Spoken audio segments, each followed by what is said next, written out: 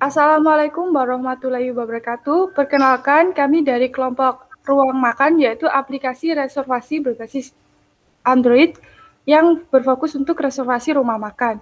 Di sini kami memiliki anggota yang bertugas menjadi CEO, CFO, COO, dan CTO, CMO. Berikut nama-namanya. Ada saya sendiri, Abila Titan Susilo sebagai CEO, ada M. Fahri Ali Haider sebagai CTO, ada Aisyah Ramadana Indira sebagai CFO, ada Anissa Nur Cahyani sebagai CMO, dan Ahmad Andika sebagai COO. Untuk tugas masing-masing jabatan adalah CEO itu mengelola perusahaan sesuai dengan tujuan strategis perusahaan dengan keefektifan dan biaya seefisien mungkin. Dan CTO itu menemukan dan menerapkan teknologi baru yang menghasilkan keunggulan yang kompetitif. Selanjutnya, ada CFO yang berfokus pada keuangan, strategi ekonomi, dan forecasting. CMO sendiri menentukan tujuan dan pencapaian pemasaran, memahami praktik marketing terbaru. Terakhir, COO membuat dan menerapkan strategi dan kebijakan menjaga tenaga kerja sejalan dengan visi atau sasaran bisnis perusahaan. Selanjutnya, awal mula berdirinya aplikasi reservasi ruang makan ini yaitu ketika kami melihat masyarakat mengalami kesulitan untuk mendapatkan reservasi akibat pembatasan social distancing COVID-19. Nah, reservasi rumah makan ini membantu agar memudahkan untuk mendapatkan tempat agar tidak perlu mengantri untuk reservasi. Selanjutnya, mengenal lebih dekat tentang reservasi ruang makan. Aplikasi Ruang Makan adalah sebuah startup booking meja di rumah makan berbasis aplikasi seluler. Diharapkan dapat membantu masyarakat mendapatkan ruang tempat di tempat makan yang ada di Indonesia. Selanjutnya ada tujuan, masalah, solusi, dan target keluaran yang akan dijelaskan oleh rekan saya. Tujuan dari dibuatnya aplikasi Ruang Makan yaitu memudahkan pengguna mendapatkan informasi mengenai restoran yang ingin dikunjungi, serta memudahkan dalam melakukan reservasi melalui aplikasi seluler. Yang kedua, masalah adalah pelayan mengalami kesulitan dalam mencari meja kosong saat rumah makan ramai pengunjung, serta pencatatan pesanan secara manual dan sulitnya mengelola data reservasi. Yang ketiga, ada solusi. Solusi dari pembuatan aplikasi ini adalah merancang dan mengimplementasikan sistem reservasi rumah makan yang mudah dan responsif bagi pengguna. Yang keempat, ada target dan luaran. Target dan luaran dari aplikasi ini adalah target pemilik usaha rumah makan, yang kedua ada karyawan rumah makan, yang ketiga masyarakat luas yang perlu menerapkan sistem ini. Luaran merancang sistem informasi reservasi dengan menu pencarian meja makan, pemesanan makanan, dan reservasi bagi pengunjung. Yang kedua ada mengadakan penyuluhan terhadap bisnis daring terutama seputar sistem informasi reservasi. Yang ketiga ada mengadakan pelatihan singkat tentang internet dan gerakan sadar IT. Di sini saya akan menjelaskan Google Business dan Google Trends. Yang pertama ada Google Business. Google Business adalah alat gratis yang dapat digunakan untuk membantu mengelola kemunculan bisnis di berbagai produk Google seperti di Maps dan penelusuran. Jika saya menjalankan bisnis yang melayani pelanggan di lokasi tertentu atau melayani pelanggan di area layanan yang ditentukan, Google Business dapat membantu orang lain menemukan bisnis saya. Bisnis yang telah diverifikasi di Google berpeluang 2 kali lebih besar untuk dianggap sebagai bisnis bereputasi baik oleh pengguna. Manfaat Google Business akan dijelaskan oleh teman saya, Ahmad Andika. Ya, di sini saya Ahmad Andika akan menjelaskan mengenai Google Business. Yang pertama yaitu manfaat, yaitu menjaga informasi yang akurat mengenai bisnis online. Yang kedua, berinteraksi dengan pelanggan dan memikat pelanggan yang baru. Ya, di sini akan dijelaskan tutorial membuat akun Google Business. Yang pertama, bukalah website Google Businessku. Lalu masukkan nama bisnis pada kolom yang tersedia. Selanjutnya, masukkan nama bisnis, lalu pilih kategori bisnis yang akan dijalankan. Yang keempat, jika ingin menampilkan lokasi bisnis di Google Map, dipilih. Lalu, Isikan alamat lengkap bisnis mulai dari nama jalan, kota, provinsi, serta kode pos, lalu klik berikutnya. Selanjutnya, posisikan penanda ke lokasi persis tempat bisnis berada. Next. Nah, selanjutnya, jika menyediakan layanan datang ke rumah atau pengantaran ke pelanggan, dipilih pilihannya. Lalu masukkan kontak perusahaan, dan jika ingin mendapatkan info terbaru dan rekomendasi untuk bisnis, dipilih juga. Selanjutnya, pilih cara verifikasi akun, lalu atur jam kerja bisnis, lalu jika ingin pelanggan mengirimkan pesan ke bisnis secara gratis, nyalakan fitur menerima pesan. Next. Selanjutnya, masukkan deskripsi bisnis, lampiran foto bisnis atau logo, kantor, dan jika ingin mengiklankan bisnis, klik mulailah sekarang. Dan profil bisnis sudah siap digunakan.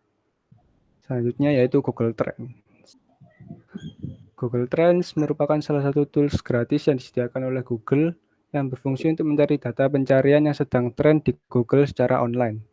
Layanan ini dikhususkan untuk para marketer yang ingin membuat artikel menarik dan tentunya didatangi banyak pengunjung. Fungsi dan manfaat Google Trends. Yang pertama yaitu mengetahui trending topik waktu terdekat di wilayah lokal yang berarti Indonesia dan juga seluruh dunia. Yang kedua, menarget kata kunci berdasarkan riset pemasaran. Yang ketiga, riset kata kunci untuk mencari mesin pencari. Dan yang terakhir, mencari berita di Google yang sedang tren saat ini. Nah, selanjutnya akan dijelaskan oleh teman saya, Aisyah. Di sini saya akan menjelaskan mengenai cara menggunakan Google Trends. Next.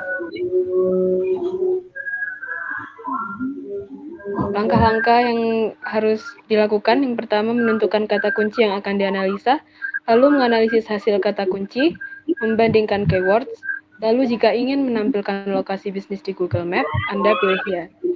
Isikan alamat lengkap bisnis mulai dari nama jalan, kota, provinsi, serta kode pos, lalu klik berikutnya, posisikan penanda ke lokasi persis ke tempat bisnis Anda berada.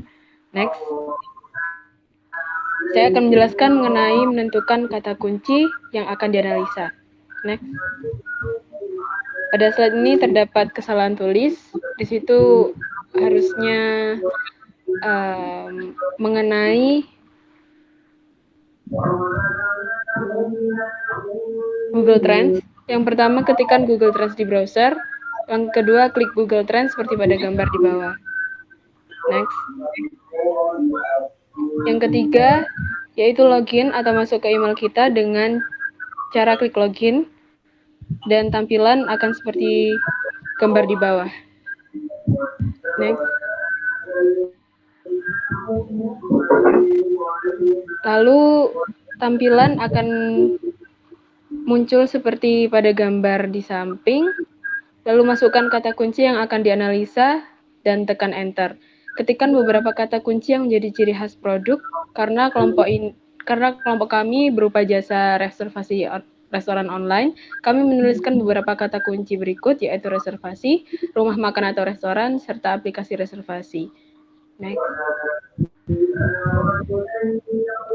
Yang kedua, menganalisis hasil kata kunci. Yang harus kita lakukan yaitu menganalisa data sesuai dengan yang kita inginkan. Lalu kita bisa menganalisa data berdasarkan wilayah negara maupun provinsi atau kota. Kemudian berdasarkan rentan waktu, berdasarkan kategori dan juga jenis pencarian, semisal pencarian gambar, video, berita, ataupun web. Sebagai contoh, kita akan menganalisis kata kunci reservasi restoran. Setelah kita melihat hasil dari gambar di atas, kemudian scroll menuju ke bawah, akan ada tampilan seperti pada gambar di atas. Yang di sebelah kiri tersebut adalah pemetaan hasil pencarian berdasarkan subwilayah, dan yang kanan adalah penjelasan daerah dari peta tersebut, disertai dengan peringkat yang berdasarkan hasil pencarian terbanyak.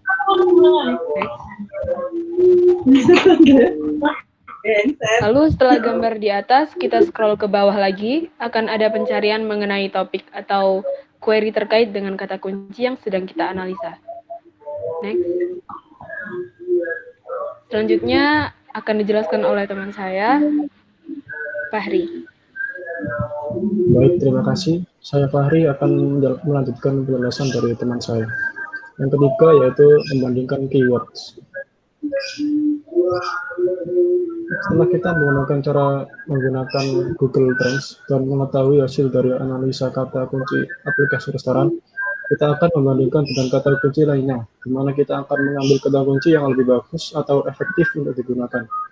Ketikkan kata kunci yang ingin dibandingkan dengan cara klik bandingkan dan ketikkan kata kunci selanjutnya, lalu klik atau pilih kata kunci tersebut. Kemudian setelah muncul hasilnya, kita bisa membandingkan kata kunci mana yang lebih bagus. Untuk kata kunci pertama akan diwakili dengan warna biru, dan kata kunci kedua diwakili dengan warna merah. Setelah melihat hasilnya, kita bisa tahu bahwa kata kunci pertama lebih bagus daripada kata kunci kedua.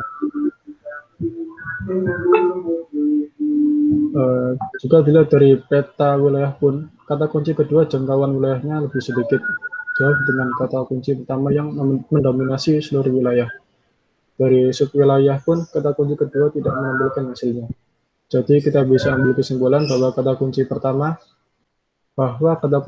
yang kita analisa yaitu menggunakan kata kunci reservasi restoran lebih baik daripada reservasi rumah makan. Setelah kita berhasil mengetahui cara menggunakan Google Trends dan menganalisa kata kunci yang akan kita gunakan, langkah selanjutnya adalah memprediksi tren. Google Trends memberi info yang cukup lengkap. Informasi yang kita dapat dari Google Trends bisa kita gunakan untuk membuat konten semenarik mungkin, sesuai dengan keyword yang akan sesuai. Akan tetapi selanjutnya bukan hanya terletak pada bagaimana cara kita membuat konten, tetapi lebih terhadap bagaimana cara kita membarang data yang didapatkan dari Google Trends tersebut. Selanjutnya ada aplikasi mockup. Berikut adalah mockup ruang makan. Yang pertama ada menu login, yang kedua ada menu utama dari ruang makan, lalu yang ketiga yaitu menu detail restoran. Selanjutnya ada menu reservasi, lalu konfirmasi reservasi meja makan. Kemudian yang ini adalah mockup aplikasi dari sudut pandang penjual. Di sini ada statistik yang membantu penjual. Kemudian ada informasi restoran, data pemesanan restoran juga ada. Terima kasih. Sekian dari kelompok kami. Jika ada salah kata mohon dimaafkan. Wassalamualaikum warahmatullahi wabarakatuh.